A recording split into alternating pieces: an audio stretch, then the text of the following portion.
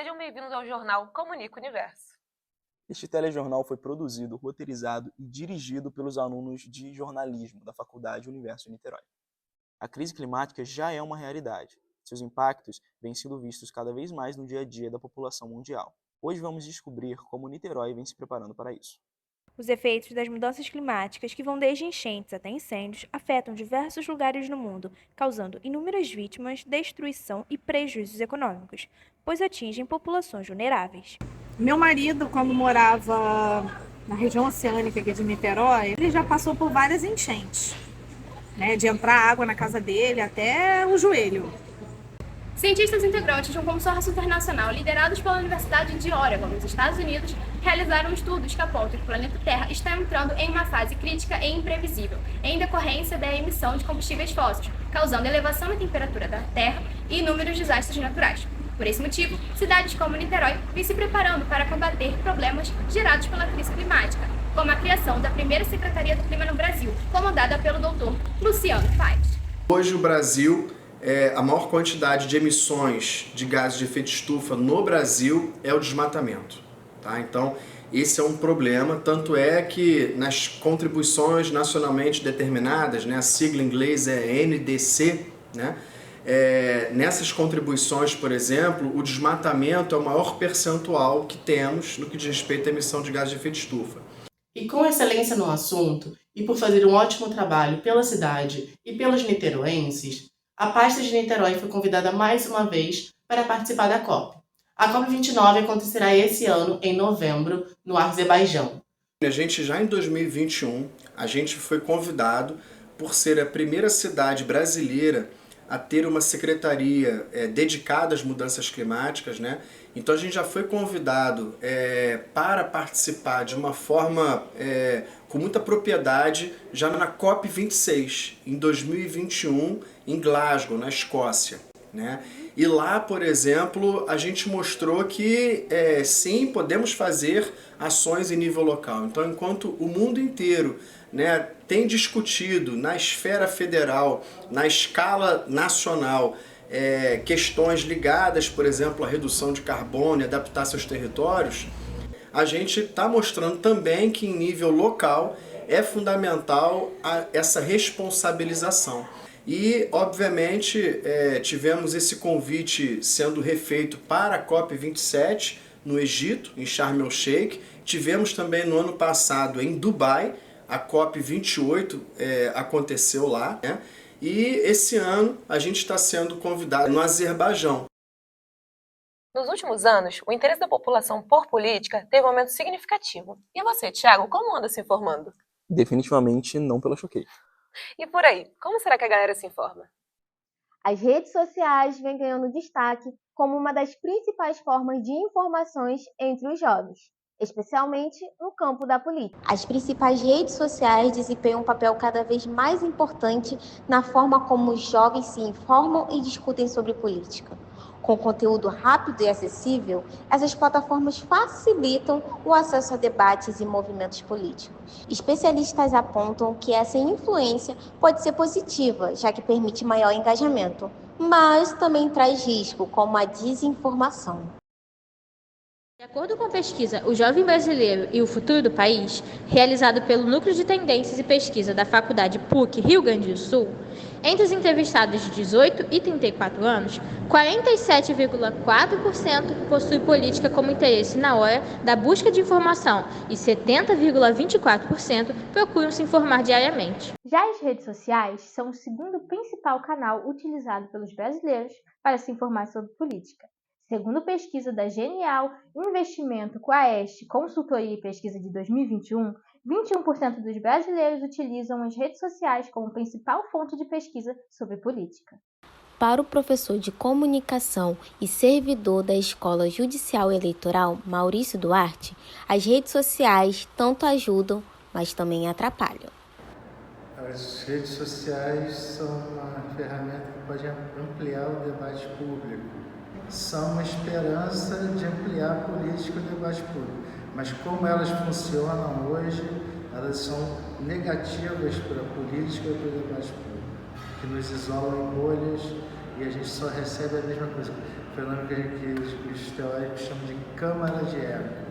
A gente fica sempre ouvindo as mesmas coisas, confirmando nossas convicções, e isso nos radicaliza, o que é o contrário da promessa da política, que é o debate e a construção de consenso. Você acha que as redes sociais ajudam a aumentar seu interesse por temas políticos e sociais?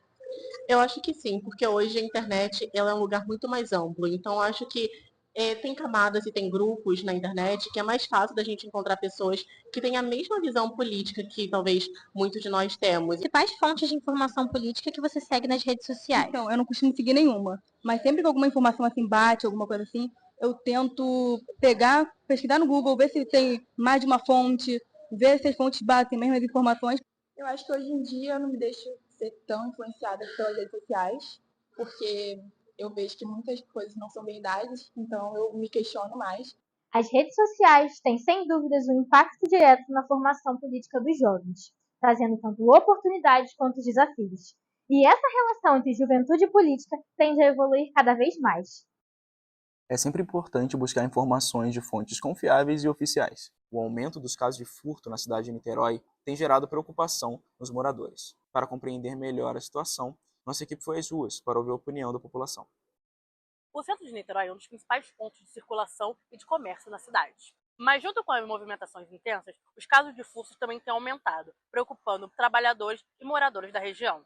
Diferente dos roubos, nos furtos as pessoas têm seus bens subtraídos sem violência ou ameaça. Segundo os dados do Observa-NIT, a taxa de furto aumentou 18% na cidade no ano de 2023.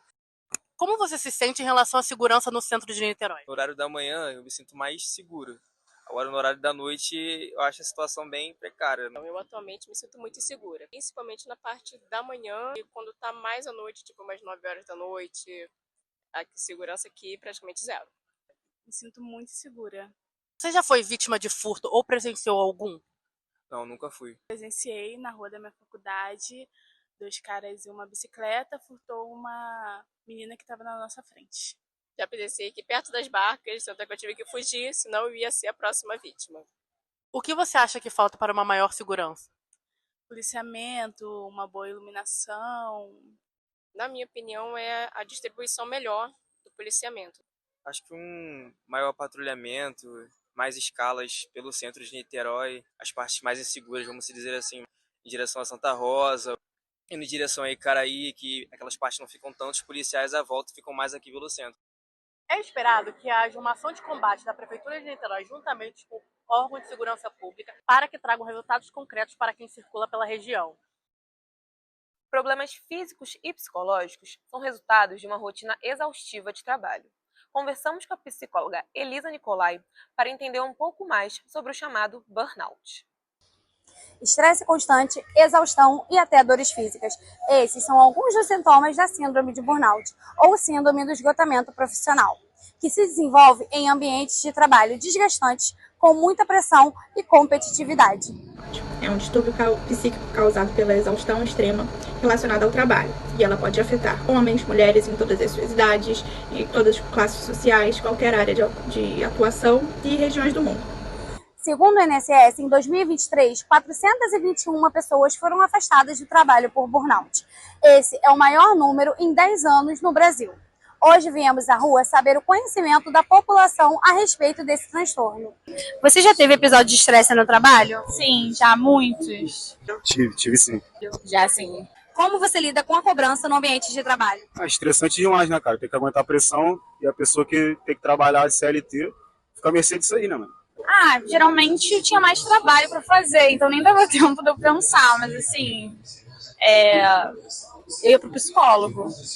Eu procuro ficar calma, entender o outro lado das pessoas também e trabalhar. Como você separa o seu trabalho da sua vida pessoal? Tipo assim, tem que saber separar, né, mano? Então, trabalho é a parte da tua vida pessoal. Casa é casa, trabalho é trabalho. A partir do momento que eu sair do trabalho, eu esqueço meus problemas do trabalho lá e vou ver minha vida em casa. Era difícil, porque geralmente eu me relacionava mais com as pessoas do trabalho. Então ficava uma mistura, né, entre a vida pessoal e profissional, mas eu trabalhava muitas horas por dia, então era difícil dividir. E como identificá-la? Os efeitos dessa síndrome interferem em todas as áreas da vida do profissional, então tanto pessoal quanto profissional. Os sintomas, eles podem ser emocionais, físicos ou psíquicos. O tratamento da síndrome, ele principalmente requer a terapia psicológica e em alguns casos pode necessitar do uso de antidepressivos. Então aí a gente vai entrar com a ajuda de um psiquiatra. Para além de medicamentos, é importante que o paciente receba também o apoio como familiares, colegas de trabalho, amigos de fora, para que a recuperação seja completa, né? É interessante também colocar atividade física regular, exercícios de relaxamento, um cuidado com a alimentação. Também são altamente recomendados para ajudar a controlar os sintomas. Muitas vezes as pessoas com síndrome de burnout sequer percebem que estão nessa situação. Então, escutar algum colega que faz um comentário que você está pegando muito trabalho, que está percebendo mudanças assim. Então, escutar o colega e procurar uma ajuda profissional, mesmo se achar que os sintomas não são tão graves, mas pelo menos ir atrás de uma avaliação profissional. Burnout não é brincadeira. Dê atenção aos sinais de alerta e cuide da sua saúde mental. Agora vamos a um rápido intervalo. E voltamos já já.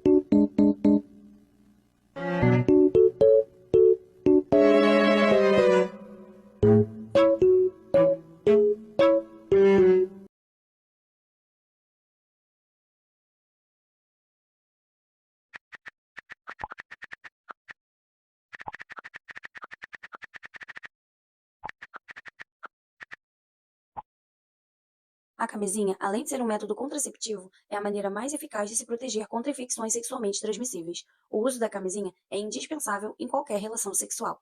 Se proteja, se cuide, use camisinha. Uma dorzinha no corpo.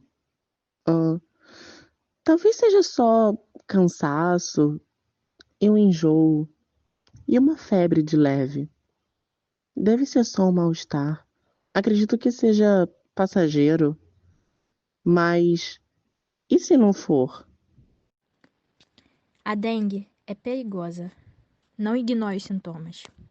Se tiver dor de cabeça, dores no corpo, febre, manchas vermelhas na pele, ou se sentir dores abdominais fortes, vômitos persistentes ou sangramentos, não espere. Procure uma unidade de saúde o mais rápido possível. Cada minuto conta e lembre-se, não basta tratar. A prevenção começa no combate ao mosquito. Redobre os cuidados. A prevenção começa por você.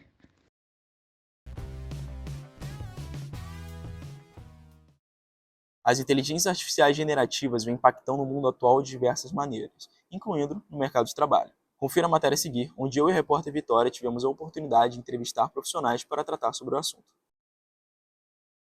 Uma ferramenta que vem mudando o mercado de trabalho, capaz de gerar textos, imagens e conteúdos. A inteligência artificial foi projetada para se basear no cérebro humano, buscando emular o seu comportamento e resolução de problemas.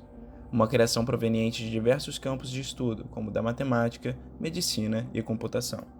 Falaremos sobre esse assunto que vem repercutindo cada vez mais no mercado criativo, as inteligências artificiais generativas. Para isso, nossa equipe foi atrás de pessoas que trabalham em meios impactados pela utilização da tecnologia. Qual a diferença entre a inteligência artificial e a inteligência artificial generativa? A inteligência artificial, na verdade, ela é o todo. A generativa, ela está aprendendo com o ser humano. Então, quanto mais dados você vai oferecendo, ela vai entendendo mais. Está acontecendo naturalmente. A inteligência artificial ela é programada para algo, um jogo de xadrez ou de dama, sei lá. Aquele programa, aquele software, enfim, é programado para fazer só aquilo. Ele pode ser o melhor, mas ele só sabe jogar xadrez. Ele não sabe fazer uma pergunta. E tem a outra, a generativa. A inteligência artificial ela começa a aprender com a gente. Quando ela aprende tanto do ser humano que ela supera o ser humano, que é a super inteligência artificial que muitos dizem que podem acontecer. As inteligências artificiais generativas podem afetar o trabalho de artistas como você? Em grande escala, assim. O principal de tudo que eu vejo é a substituição do ser humano, né, na área artística pela máquina, principalmente corte de custos na maioria das vezes. A inteligência artificial não produz arte, ela tenta reproduzir o que o ser humano faz. A arte depende muito do repertório da pessoa que produz ela, ou qual é a intenção dela com aquilo, ou mesmo que seja espontânea, sempre tem o impacto e a influência do que a pessoa já vivenciou. E com a inteligência artificial a gente não tem isso. Segundo uma pesquisa da consultoria global Oliver Wyman, realizada em outubro de 2024, 57% dos brasileiros afirmaram já ter utilizado plataformas de IA. Percentual este que supera os de países como Espanha, França, Austrália e Estados Unidos. No Brasil, o uso de IA é maior entre profissionais de tecnologia, mídia e entretenimento e serviços financeiros. Como você costuma utilizar a inteligência artificial no seu trabalho? Para ajudar numa edição, numa reportagem, enfim. Não é tanto como eu uso propriamente dito, mas assim, eu quero uma imagem, eu não quero dar créditos ou pegar de algum lugar, eu vou na inteligência artificial, aí são os sites que a gente usa. Uma coisa que eu já usei e tenho usado às vezes, que é quando você coloca um texto e ele transforma isso em áudio, em voz, né?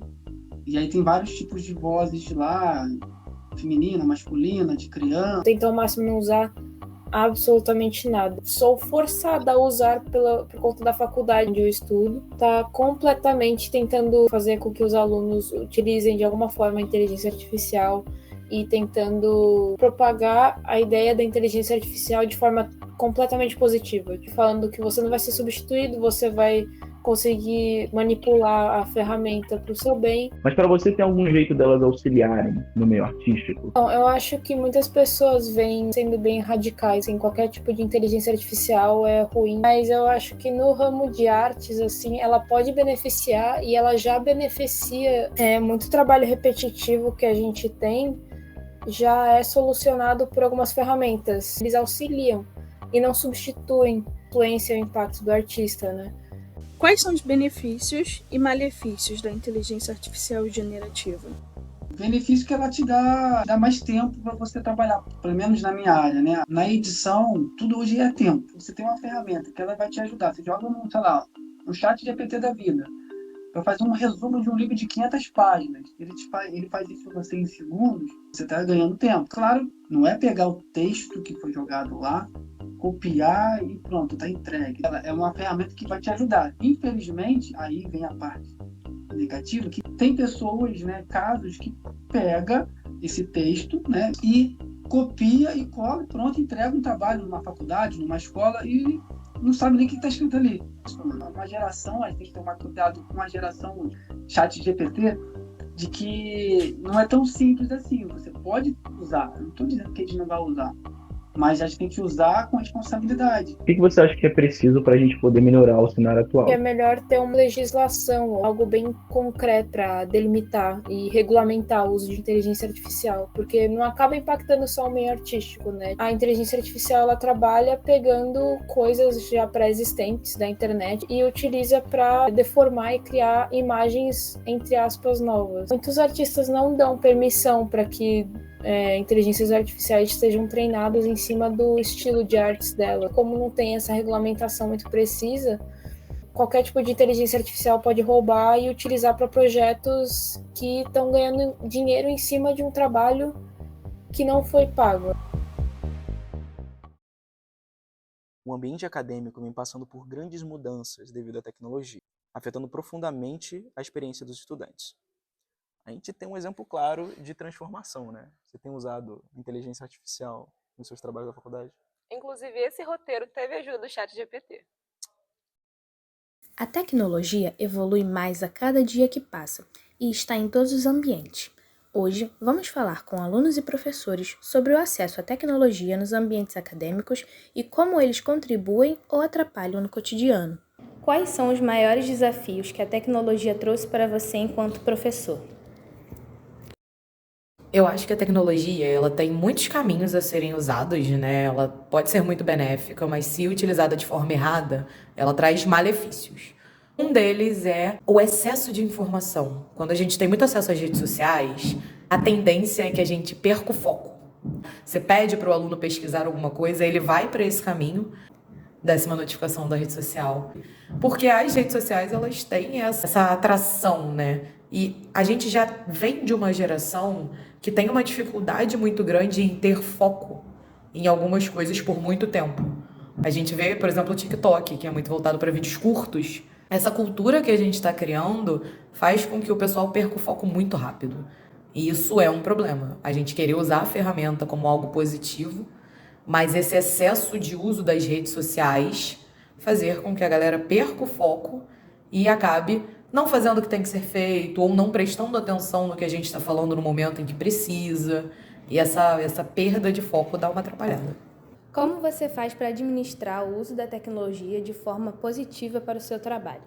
É algo que precisa ser muito conversado. A gente precisa ser muito transparente com os alunos e a gente inclui aquela tecnologia na sala de aula. Pelo menos essa geração se sente mais confortável. Porque a tecnologia é algo 100% presente no cotidiano de todo mundo hoje. Então você pensar que você vai tirar a tecnologia daquelas pessoas naquele momento é algo que não faz sentido. Por quê? Porque você tem em mãos uma ferramenta que te dá amplo acesso à informação. E você ter essa balança de você explicar como aquilo ali vai ser usado, como aquilo ali vai ser colocado, já traz para o pessoal um conforto que é, então eu posso usar isso de forma benéfica se eu souber usar. Acho que você trazer essa ferramenta com sinceridade, com equilíbrio, para o pessoal ver que mesmo que seja algo cotidiano, que a gente usa muito para fugir, aquele maçante, né? Também pode ser usado como algo que vai fazer diferença dentro de sala de aula, que vai trazer um desenvolvimento maior para aquela pessoa e não é um bicho de 7 cabeças. A ferramenta de inteligência artificial tem sido, num geral, positiva ou negativa no seu trabalho? É possível diferenciar uma resposta gerada artificialmente de uma resposta desenvolvida pelo próprio aluno?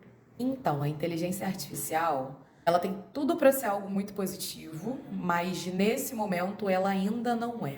Então, ela é uma resposta rápida. Quando a gente precisa, ela ajuda muito. Nem sempre aquela resposta vai ser a resposta completa ou a resposta que a gente quer. Pode ter coisas faltando, pode ter excesso de informação que não condiz com o que a gente está querendo. Os alunos, eles estão com um hábito muito ruim de usar a inteligência artificial para não pensar. A gente acaba tendo esse problema de eles geram a resposta na inteligência artificial e é isso, eles copiam, colam, enviam. Quando você vai ver, não era aquilo ali que você queria, não era aquilo ali que você pediu. É muito fácil de você identificar quando a resposta é puramente inteligência artificial, quando a resposta é do aluno. A linguagem da inteligência artificial é programada, o que é preocupante, porque a educação, ela é ensinar sobre análise crítica, sobre pensar, sobre pensamento crítico. Quando você tem uma ferramenta que pensa por você, automaticamente você não trabalha o seu pensar. E a tendência é que a gente fique alienado com isso. Por isso que a inteligência artificial, ela tem tudo para ser uma ferramenta maravilhosa, mas o pessoal precisa saber usar como facilitador, não como substituto do pensamento crítico. Você costuma utilizar muito da tecnologia para suas atividades acadêmicas? Quais ferramentas você mais utiliza? Eu faço ciência da computação e a gente acaba usando muito da tecnologia, sim, principalmente na questão da pesquisa. A gente acaba complementando informações que a gente pega em sala de aula e faz pesquisas por nós mesmos em casa. Então a gente acaba usando muito a tecnologia como complemento às aulas. Como eu sou vestibulanda, né, o material que eu preciso, na verdade, eu encontro mais na maioria dos sites do governo, né. O que eu uso de internet acaba sendo só para pegar simulado essas coisas, e o conteúdo eu prefiro pegar mais físico, para não me distrair, porque eu acho que a tecnologia acaba me dando muita porta e eu prefiro focar numa coisa de cada vez. O livre acesso ao celular durante a aula te distrai ou te ajuda? Realmente acaba distraindo. Eu uso até um método, que é deixar o celular o mais longe possível de mim enquanto eu tô tendo alguma aula, porque realmente quanto mais a gente presta atenção no professor, menos a gente precisa ficar revisando depois o que ele falou durante a sala de aula. O melhor é ficar o mais longe possível de qualquer coisa que te distraia, de prestar atenção. Cara, distrai completamente, porque é uma notificação, é a tentação de dar uma olhada para ver o que está acontecendo do lado de fora, né, da sala de aula, que para mim é surreal. Então eu sempre prefiro deixar o telefone ou em casa ou na secretaria do curso para não distrair. Na sua opinião, você acredita que os professores têm sido mais beneficiados ou mais prejudicados pela tecnologia? Eu acho que mais, até porque a gente acaba pesquisando muita coisa fora da sala de aula e a gente consegue aprofundar mais as matérias se a gente usar a tecnologia de maneira adequada, né? Claro que também tem uso inadequado da tecnologia, né? Que a gente pode se distrair com a tecnologia, mas eu acho que sim, ela é uma boa ferramenta e acaba ajudando tanto o aluno quanto o professor, né? Na aquisição do conhecimento. Eu acredito que o professor em sala de aula, para mim, ele tem sido muito prejudicado com o uso do telefone.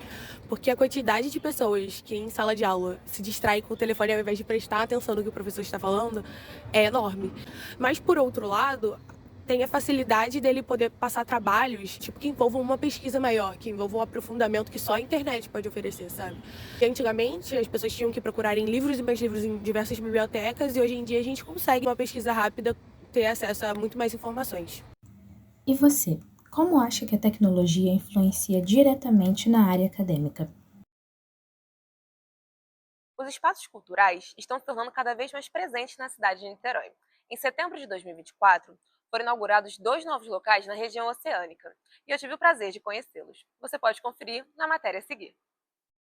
Estamos aqui no bairro de Piratininga, em Niterói.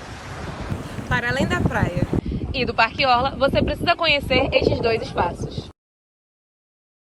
primeiro é o Centro Ecocultural Sueli Pontes. Localizado às margens da Lagoa de Piratininga, seu nome é em homenagem à arquiteta e ambientalista falecida em 2020. A inauguração desse espaço aconteceu no final de setembro de 2024. Consciência, né, que é um equipamento da cidade que está sob os cuidados da Secretaria Municipal de Cultura. Essa introdução é um pouco para explicar que o espaço Ecociência, né, é parte do Centro Ecocultural Sueli Pontes, que foi uma moradora aqui da região oceânica, que militou muitos anos na preservação da lagoa e de todo o ecossistema aqui, e que veio a falecer durante o processo de construção, e aí ela foi homenageada, né, com o nome desse espaço. E o Centro Ecocultural Sueli Pontes, ele é parte do Parque Orla Piratininga. É um programa de recuperação dos biomas e do ecossistema da Lagoa de Piratininga, que é um projeto da Prefeitura, né? Todo esse projeto, ele inclui renaturalização do Rio Jacaré, inclui obras de saneamento, inclui saúde, formação e uma série de iniciativas para tornar esse ambiente que é naturalmente bonito, né, mais saudável em harmonia com o ser humano, né, com a ocupação humana. Então, o que você encontra aqui no Espaço Ecociência, né? Primeiro, uma introdução de quais são os biomas que estão envolvidos nesse projeto. Começa aqui com esse espaço aqui atrás, que você vê o cortejo de oceano, lagoa e rio, né? Esses 3 espaços e toda a biodiversidade que tem nele. Então você vai entender como é composto esse ambiente aqui no entorno. Depois tem uma série de atividades construídas pela equipe da MBA, que é da Márcia Brandão, que pensou atividades interativas para que todo mundo pudesse acessar, né? Então você tem o cortejo visual, mas o cortejo em braille para acessibilidade. Você tem os painéis explicativos, mas você tem explicações em vídeo e interativas de como os jardins filtrantes e todo o procedimento de soluções baseadas na natureza foi feito para melhorar as águas que estão aportadas na lagoa, que é ali os jardins filtrantes, vocês vão ver daqui a pouquinho. Tem jogo da memória, tem maquete tátil, histórias da ocupação humana no espaço. Tudo isso é para pensar como integrar a sociedade nesse ecossistema, preservando ela, né, e olhando para essa necessidade coletiva de preservar e cuidar. Seu funcionamento é de terça a domingo, das 10 às 18. A entrada é gratuita.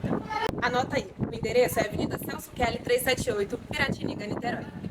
E o segundo espaço fica bem pertinho do Ecocultural, a Casa Doc, primeira sala de cinema do Brasil especializada em documentários de impacto social, que também foi inaugurada em setembro de 2024. A Casa Doc foi inicialmente montada com recursos próprios e depois de um tempo conseguiu recursos da Lei Paulo Gustavo. Existem também parcerias com a plataforma de streaming Bombozilla. Nasceu a ideia da Casa Doc. A Casa Doc, ela faz parte de uma campanha de um documentário de impacto social, que foi produzido na praia de Piratininga, que é a Rota da Canoa, o nome do documentário.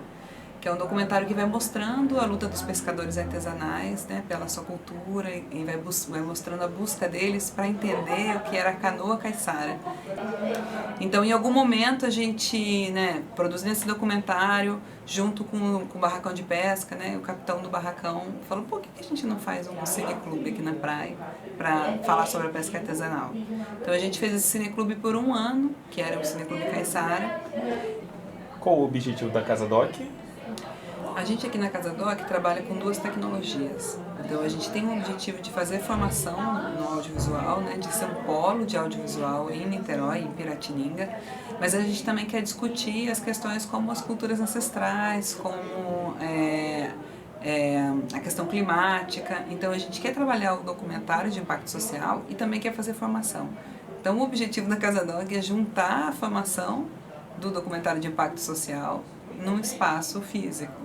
E como escolas e universidades, comunidades e projetos podem fazer parcerias? Pode mandar um e-mail para casadoc@bombozilla.com ou entrar em contato pelo Instagram. Mas o mais indicado é que seja por e-mail, que já coloca uma proposta, uma ideia, a gente vai conversando e vai pensando nas possibilidades e construindo junto. A Casa Doc tem uma estrutura moderna, onde podemos assistir aos documentários em um projetor de cinema 4K. A sala conta ainda com um sistema de som 5.1, poltronas confortáveis para 26 pessoas, além de ser um espaço totalmente acessível. E aquela pipoquinha clássica, aqui também tem. A Casa Doc fica na Avenida Doutor Augusto Torres, 234, em Piratininga. A divulgação das programações é frequentemente atualizada no Instagram Casa Doc. Sigam lá. Não perca a oportunidade de conhecer a Casa Doc e o Espaço Ecocultural. Vamos até São Gonçalo conhecer dois projetos sociais que estão levando esporte para a região. Em São Gonçalo, localizado na Lagoinha e no Gradinho, dois projetos sociais chamam bastante atenção. O que eles têm em comum? Ambos são de jiu-jitsu. Crianças e adolescentes treinam 2 vezes por semana, uma das artes marciais mais praticadas no Brasil. Como é que você lida com os campeonatos? Eu fico com frio na barriga. Pensando que é um grande treino, na verdade. Porque querendo ou não é um grande treino. Mas quando eu vou no campeonato e piso no tatame é outra coisa.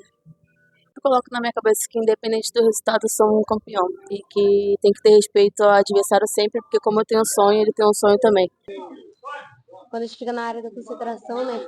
Tem aquele nervoso, né? Olhando para os competidores, né? Adivinhar quem é o nosso competidor, né? Mas depois passa, vai ficar tranquilo.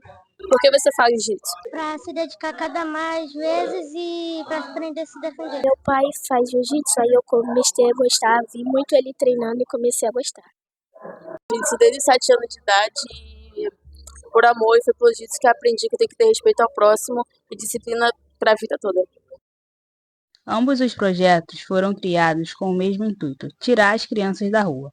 A equipe Mendes, do professor Felipe, teve início em 2018. Já a equipe Efraim, dos professores Rafael e Jonathan, é mais recente e teve seu início em 2023. Quais desafios uma criança enfrenta ao começar no jiu-jitsu? Então, o primeiro desafio já é a criança sair da zona de conforto para poder experimentar, né, o esporte. A dificuldade da criança, às vezes, é coordenação motora, socialização com outras crianças. É o maior passo, né, que é você sair da sua zona de conforto para poder experimentar de algo novo. Quão importante é o papel dos pais no mundo do esporte do seu filho? Não só no mundo do esporte, mas para a vida dos filhos é algo indispensável, né? Porque a criança se espelha muito naquilo que ela aprende em casa, que ela vem de casa. Então ela reflete muito isso dentro do esporte, dentro de qualquer ensinamento, dentro de sala de aula. Então é sempre bom ter o apoio dos pais e daquela pessoa que ela tem como referência. É um papel muito importante, né? Eu também tenho uma filha atleta, a Fernanda, e motivar as crianças, tá sempre incentivando eles a praticar um esporte, eu acho muito importante. Como você lida com a emoção dos seus alunos quando está começando o campeonato? Tudo começa, né, com a dedicação. E a gente costuma dizer que as crianças se espelham nos professores, né? Tanto dentro da sala de aula como dentro dos tatames.